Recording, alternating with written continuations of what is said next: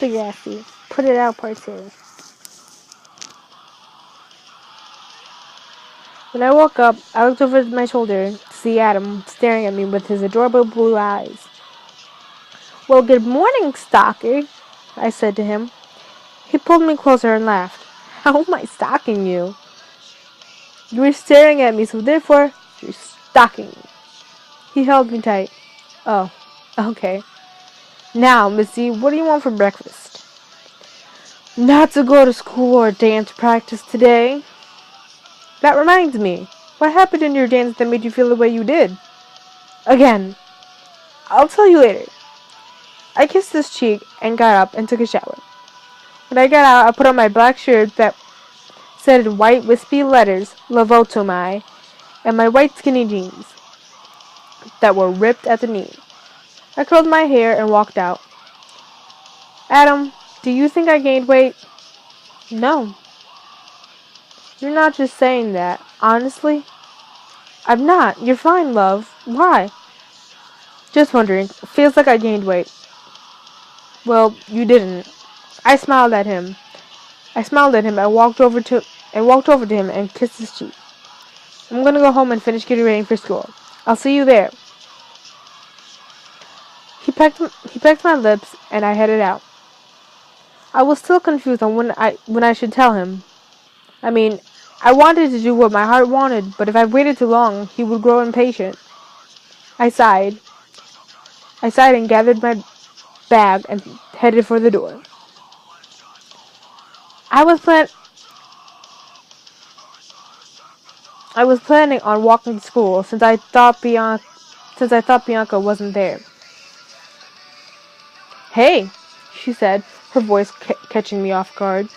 "Hey. So what happened last night?" Nothing. I was upset." "About what?" She started walking towards me. "Nothing," I lied. Okay, so if you're upset about something, that nothing is something." "What?" I asked, confused. "Nothing. Something was wrong. Care to share?" "It's just these girls at school are giving me a hard time." "Okay. And what are you doing about this?" "Nothing." "Meg, you need to do something about it. If it be standing up for yourself, fighting back, or telling someone who could help you." I looked at her for a long time. She was right. I needed to tell someone.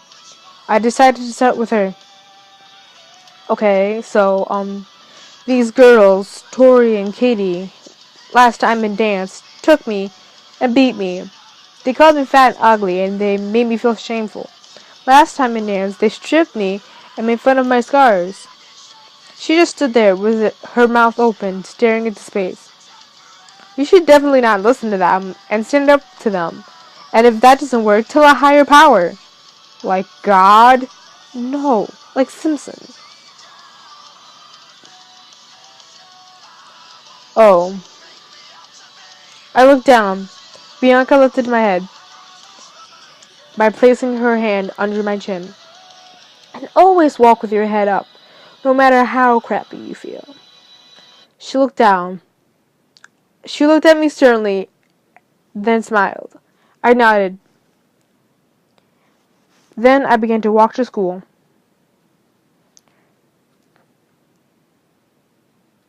I was almost out the door when Bianca said, "You don't want anything to eat?" "No, I'm fine." "You don't want me to drive you to school?" "No, I think I'll walk. It's nice." "Okay, I'll see you there." It truly was a nice day, but truth be told, I didn't want to go to school. Tori and Katie were there, waiting for me to walk through the door. But still, if I didn't show, Bianca and Adam would worry about me. I didn't want them to worry. Now that I told Bianca about my problems, I was ready to tell Adam. I sat in the garden area outside and began to write. Then I felt a tap on my shoulder. "Hey!" It was Adam. "Hello!" I said. He sat down beside me. I sighed. "What's wrong?" he asked. "Adam, we need to talk." He looked at me worried. "About what, love?" "What's been going on?" "Between us?" "No, with..." I paused. Me and some people in this school. Who?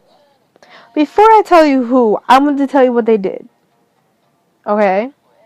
So, these people, first of all, gave me a note saying that you were breaking up with me. They called me fat, like, all the time. They think I'm ugly.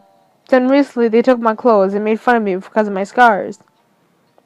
I looked down and looked at Adam's face, which looked worried.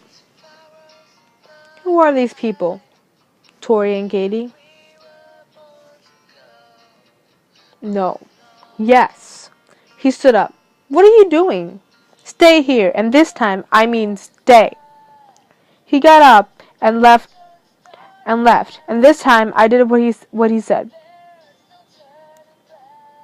It was only girls. Adam wouldn't hit a girl, right? Adam's point of view. I walked up to Katie and I found Katie in the science room and walked up to her. Hey, Katie, I said. Yes? She turned around to face me.